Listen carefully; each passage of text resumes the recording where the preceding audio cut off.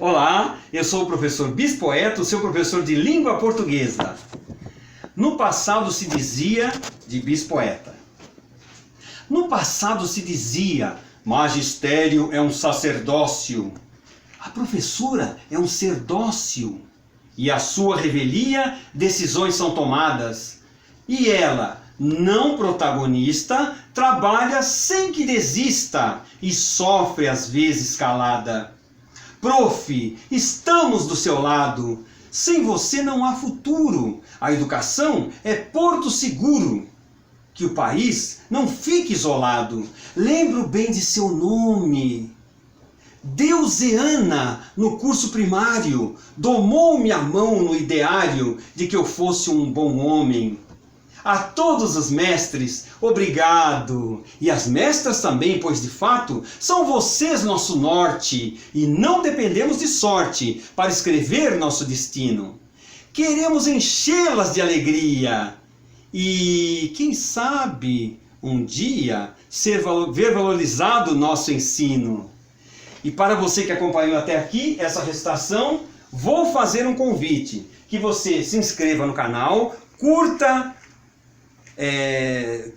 o vídeo, curta as teleaulas, se inscreva no canal e compartilhe os vídeos. Isso é muito importante para nós podermos manter o nosso canal sempre ativo. Tudo bem? Bem, estamos vendo a formação de palavras do ponto de vista constitucional. Essa é a 8ª parte. Agora ficou mais fácil para vocês localizarem os vídeos. Vocês vão ver depois, quando eu for beber água, a Elide vai nos ajudar, vai mostrar para nós.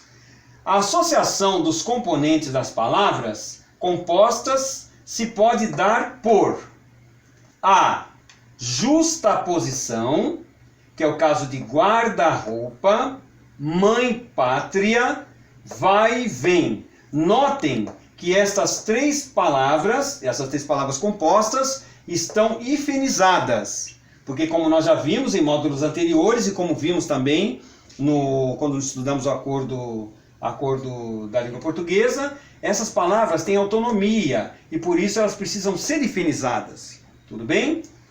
Aglutinação é a letra B. Aglutinação é quando as palavras perdem a sua carga inicial. Por exemplo, aqui é planalto, que é formada por plano alto. Cada uma delas perdeu a sua autonomia e formaram uma palavra só. Elas se aglutinaram. É isso que é aglutinação. Auriverde é o mesmo caso. Auriverde, aure de ouro e verde de verde mesmo. Aure perdeu sua autonomia e se juntou a auriverde, fazendo uma aglutinação. Fidalgo é aquela palavra que é filho de algo. Filho de algo, ou seja, é alguém que tem algum tipo de título de nobreza. É filho de algo, que acaba sendo um fidalgo. Então, quando nós vimos nos livros por aí fidalgo, está querendo dizer que se trata de alguém que tem um título de nobreza. Observação muito importante. Incluem-se no processo de aglutinação os casos raros nas línguas românticas de incorporação nominal, mediante os quais se incorpora ao verbo o seu complemento, nome ou pronome, que exerce a função semântica de paciente, locativo ou instrumental. Por exemplo, pesa-me, que tem como origem, que deu a palavra pesa-me. Do espanhol, nós temos um exemplo muito interessante. Rabiatar, em espanhol, significa atar el rabo. Atar el rabo, que significa rabiatar, e etc. Tem muitas outras palavras, aos poucos nós vamos estudando todas elas. Na análise mórfica de um composto por justaposição, separam-se primeiramente as duas palavras e depois procede-se à separação de cada uma delas, se são divisíveis. Essa é uma anotação, é um contexto de Matoso Câmara. Derivação. Derivação consiste em formar palavras de outra primitiva por meio de Afixos. O que são os afixos mesmo? Exatamente, são sufixos e os prefixos. De modo geral, especialmente na língua literária e técnica, os derivados se formam dos radicais de tipo latino, em vez dos de tipo português, quando este sofreu a evolução própria da história da língua. É o caso de áureo, por exemplo, e não ouro.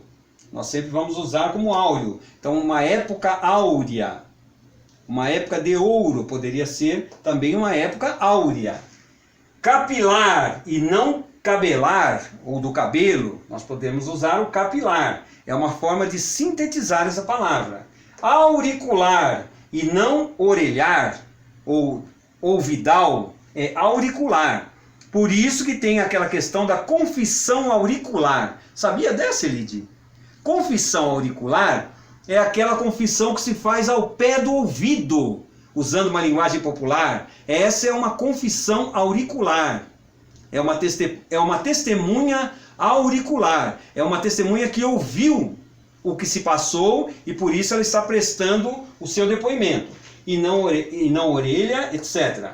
Essa é uma observação de Mário Barreto. Bem, vamos ao nosso intervalo para a água. O que nós vamos passar aqui para vocês é sobre os fragmentos das aulas que foram dadas.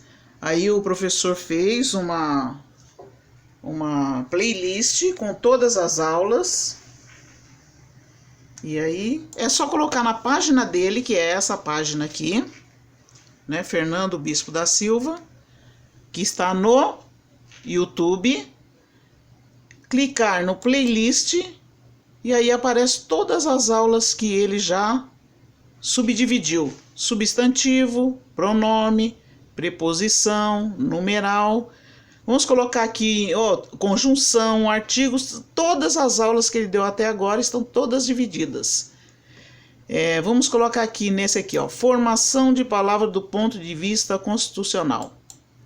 Aí aparece a aula aqui, certo? E todas elas aqui, olha, elas vão pulando normalmente, uma após a outra. É muito fácil encontrar o Bispoeta, certo? Muito obrigado, Elide. Você é maravilhosa. O que seria de mim sem você? Muito obrigado. Os afixos se dividem em português em prefixos, se vem antes do radical, ou sufixos, se vem depois. Daí a divisão em derivação prefixal e sufixal. Ou seja, nós vamos tratar de prefixos que vêm antes ou depois da palavra primitiva, tudo bem? Vamos tratar cada um deles separadamente no decorrer dos módulos. Derivação sufixal: livraria, livrinho, livresco. Notem que eu destaquei aqui em vermelho o que foi recebido depois do radical, percebem? Aria, inho e o esco. E sempre se mantendo o radical da palavra, que é o livre. Livre. Então, livraria, livrinho, livresco. Perceberam? E temos aqui a derivação prefixal: reter, deter, conter. Observem aqui também, eu destaquei com um traço vermelho embaixo do re, embaixo do de e embaixo do com, para mostrar o seguinte: o ter permanece sempre o mesmo, é sempre a palavra primitiva. E entrou na frente, se entrou na frente é um sufixo, que vem antes. Prefixo vem, desculpe, ao contrário. Prefixo vem antes e o sufixo vem depois. Obrigado, Elide. O professor também erra, o professor se distrai às Não, vezes. se engana. Tudo bem. Uma observação importante: os prefixos assumem valor semântico que empresta ao radical um novo significado, patenteando assim a sua natureza de elemento mórfico de significação externa subsidiária. Baseado nisto, a gramática antiga e vários autores modernos fazem da prefixação um processo de composição de palavras.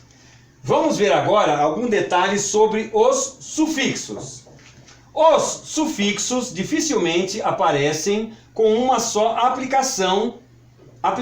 Em regra, revestem-se de múltiplas acepções e empregá-los com exatidão, adequando-os a situações variadas, requer e revela completo conhecimento do idioma. Olhem como é importante o conhecimento dos afixos, ou seja, dos sufixos e dos prefixos. Conforme nós vamos conhecendo esses prefixos, nós vamos conhecendo melhor o nosso idioma. Olha, vejam a importância de se estudar essa parte da língua, que é a formação de palavras do ponto de vista constitucional. Ao lado dos valores sistêmicos, associam-se aos sufixos valores ilocutórios para tudo. O que é ilocutório, Elide? Vamos ver aqui. Ilocutório é uma palavra do inglês illocutory, que realiza ou pretende realizar uma ação ou um enunciado linguístico. Pronto, agora nós já sabemos o que é o ilocutório. Temos até um exemplo aqui. Prometo fazer isto. Muito bem, voltando aqui. Ao lado dos valores sistêmicos, associam-se aos sufixos valores ilocutórios. Agora nós já sabemos o que é ilocutórios. Intimamente ligados aos valores semânticos das bases a que se agregam, dos quais não se dissociam. A noção de aumento corre muitas vezes paralela à de coisa grotesca e se aplica às ideias pejorativas. Então nós temos aqui dois exemplos, um poetastro e uma mulheraça. Aqui eu quero fazer uma observação que, de um modo geral, quando nós vamos fazer um aumentativo em língua portuguesa, por mais estranho que isso pareça, nós não vamos para as pessoas... o orelhão é do seu tempo, Elide? É do seu tempo. Do meu tempo. Ainda existem. Bom, no passado nós não tínhamos muita facilidade, não existia telefone celular. Simplesmente não existia.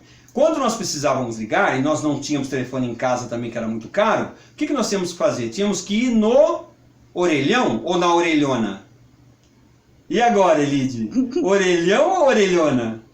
Bom, nós sabemos que por uma força do masculino, acabamos chamando de orelhão. Isso é um fato muito interessante da língua, que algumas palavras acabam indo para o masculino, mesmo sendo palavras femininas. É o caso de mulher.